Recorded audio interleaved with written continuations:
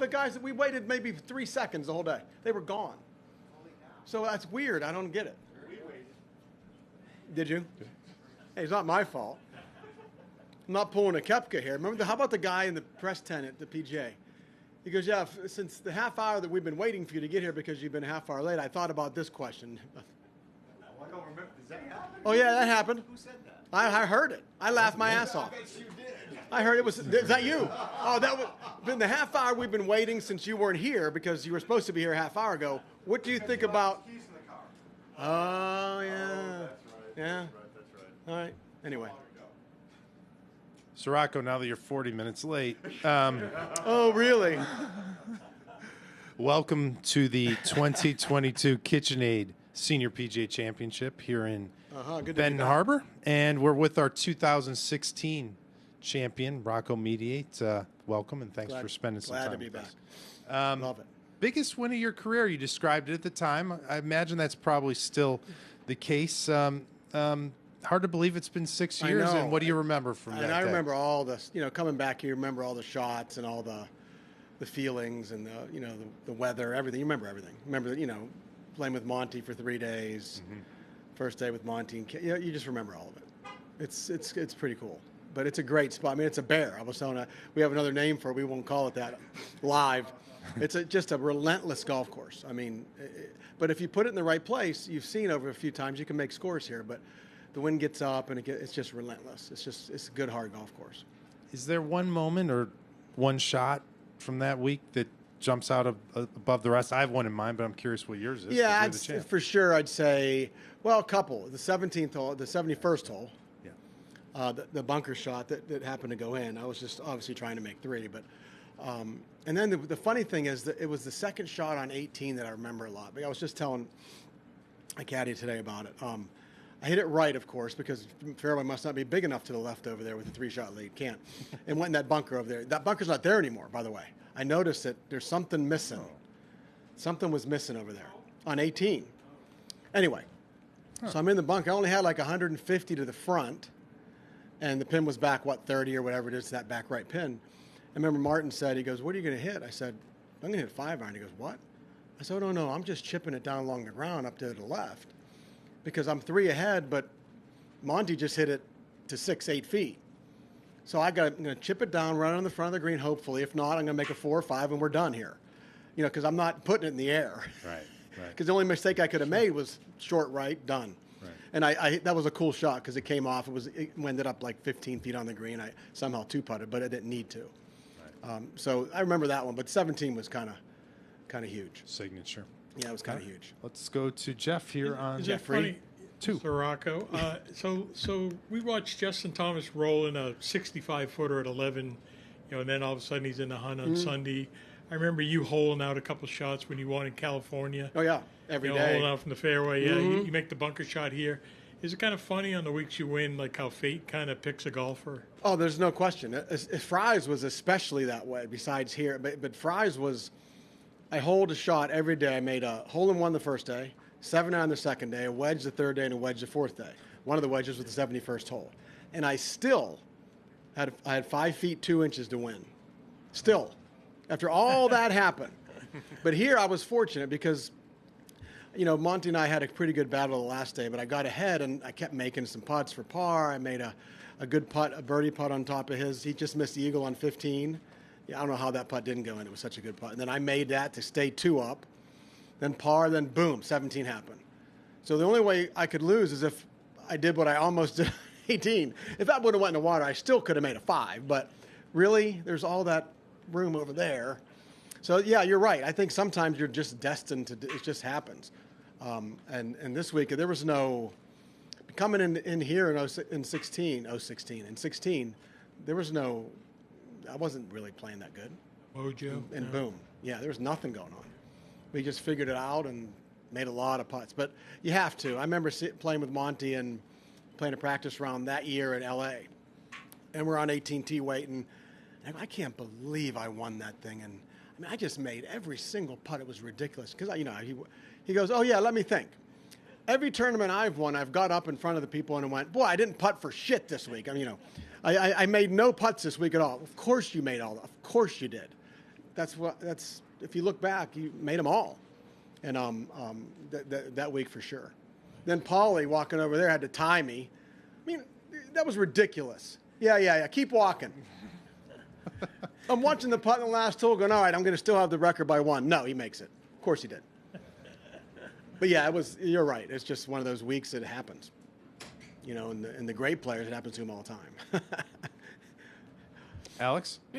We were talking before you came in about what your caddy should or shouldn't do on the situation that happened at the PGA on 18 when you have a one-shot lead. Yeah, certain guys are different. You look at what Mito did, which was remarkable, the golf he played. And the way he was driving it all week, I mean, I was in the airport coming here, but I saw him hit a tee shot on 16 that was unreal, that little area he drove on 16. I didn't see 17, but I saw the replay on 18. But if that was me and Pete Bender was there, he'd have broke my driver on the tee. He said, well, if you get in the playoff, you ain't going to have a driver because you're not hitting one here. Easy to say now. What if he pipes it? Like JT took the shot because he had to. He had to try to get a short club in, and he did everything except for make the putt. He hit a good putt, but my point is he had to take the shot. Can you look back on that? And you can't criticize that. It's just something that, unfortunately, he blocked it a touch, and that was the end of that. So, but... yeah, a lot of guys would, and I know Pete would. He would have went, no, we're not hitting that. We're going to hit a 3-wood and take our chances. Do you remember a time when that happened to you? Yes, actually, it was with Pete. We got on 18, the 72nd hole at Phoenix in '99. We had Tiger for 2 days. That's one of the times I did win a tournament with him in the last 2 days. Did I mention he was with me the last 2 days? Did I mention that? And he was the #1 player in the world. Did I mention that too? Anyway. And we got on 18, and I had a two-shot lead.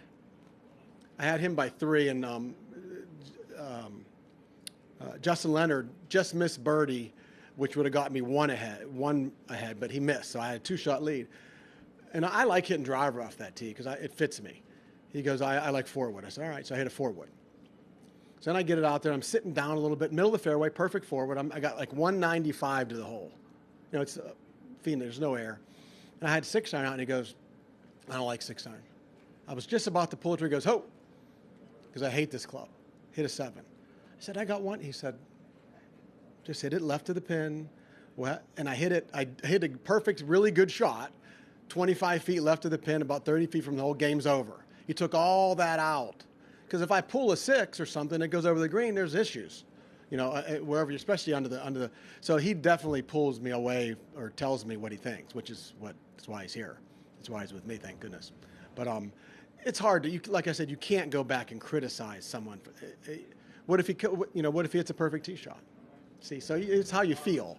Exactly, it's how you feel. But I wouldn't have been allowed to hit driver. You know, if that was me last week, well, of course I could, because I only hit it 260 yards. I couldn't reach the water. So, but those kids hit it so far, it's in play. So, I thought he was marvelous. His interview was unreal. Yeah, unreal interview. Really stand-up moment. Yeah, you got to show that to lots of people. I'm going, hey, I was nervous. I felt weird. Of course you do, but a lot of guys won't say anything. You know what I mean? There are a few. Mm-hmm. We're going to go to Remy here on 1. I know you played here a couple times. What's your favorite part about playing here? And also, what do you have to remind yourself about when you play here that's always kind of a challenge for you? Well, it's just the way it was built and how this became. You know, what it was before, what it is now. Now we have our best event is here now. When we're here, wherever KitchenAid goes, it's ridiculous, as you know. I can't even make that up. It is. It's amazing. So. But yeah, that's special because it's a special area. It was, you know, what was it before? It was whatever, a dump and all kinds of crate. Now look at it. So that's kind of cool. And what it's done for the community, that's really cool. But the golf course is just right in front of you. You have to have, you know, there's plenty of room to drive out here, but then she narrows because there's greens. Some greens have 3-4 quadrants to them. And if you miss that quadrant, you don't get to shoot a good score most of the time. And I think that's okay, because it's a major championship, and you got to have control of your ball. Here, you know, I mean, a good shot, a good looking shot, a couple feet off line, best wishes. So I enjoy that in a major it should be hard, but as you see, some low scores were shot. You know, I don't know how it all happened. Everyone, how'd you shoot that? I have no idea. But, you know, if the wind gets up and it gets a little funny, then it becomes brutal, even more brutal. So, but those are the two things, really. It's the iron shots are the most important. You got to put it in the fairway, obviously, but there's plenty of room to drive, plenty. Does your game maybe feel better than it did when you came in here in 16? Yeah, I've been struggling a little bit. I can't admit that. Oh no, I can't say. I can't believe I have been struggling. I started off pretty solid this year, and then it's kind of gotten yucky, for lack of a better word. And I'm working my butt off on it myself. It's not that far off, but it always feels like you're done. You have no chance, but it's coming around slowly. But the beauty of our sport, what I like most about it is Thursday morning I get to go see how it works against the best field on the best golf course. So that's the most fun. And then you know. You can practice, hit shots, play all you want. It does nothing. When the bell rings, everything changes. What's yucky about it? I've averaged about like 60% greens in regulation this year. That's pathetic. And I've driven fine. You know, I'm averaging 74, 75% of fairways. Okay, so what the hell is going on? You see, so I know what it is, so I'm working on it. But it's nothing. It's not a big deal. It's just I don't know how it happens. You know, I go home for a few weeks. It's cold. I don't get to do anything. Come back. Now I'm fine going home because it's warmer, but that's a challenge. But with the little one in school, we're not going anywhere. She loves it up there. It's all about her now. If I was 30, no, I'm not living there. But it's fine. But I don't know what causes it. You know, we never really do because I played great in Tucson a couple rounds and really nice in Newport, and I was ready to go. And then it's been absolute garbage since. Garbage. Short game and putting, money. So I'm still shooting some decent scores, but you can't rely on that all the time. Do you use a lot of the analytics that they have? I just know what's going on. I don't need all the stuff. I know what my problem is. I mean, I don't need anything that, I don't know how to explain. They have statisticians on the regular tour that really? Really, you're going to put all my stats in the computer and tell me how I'm going to play next week? What if I'm going to play like crap? I'm not interested in that. If you don't know what's causing your issues, just find a new job. I know what the issues are. It's just a matter of fixing them. And and they're always little teeny fixes. I want you to look at it and go, oh my God, that's the worst thing I've ever seen. But most of the time it's like, it doesn't look that bad. Yeah, but the ball's telling me different. That's how I react. And I know what causes it. It's just a matter of getting out of it. And we'll find out, like you said, we'll find out Thursday if I'm out of it yet. Because this will expose you. There's no hiding around this joint. Yeah, that's what I like about it. Rocco, it's great to see you. Good to be here. Thanks for finding us. You got it. Well worth the wait. And have a terrific afternoon and best of luck all week. Thank you, guys. It was fantastic. You didn't talk about swing coach Steve Curtis. Oh.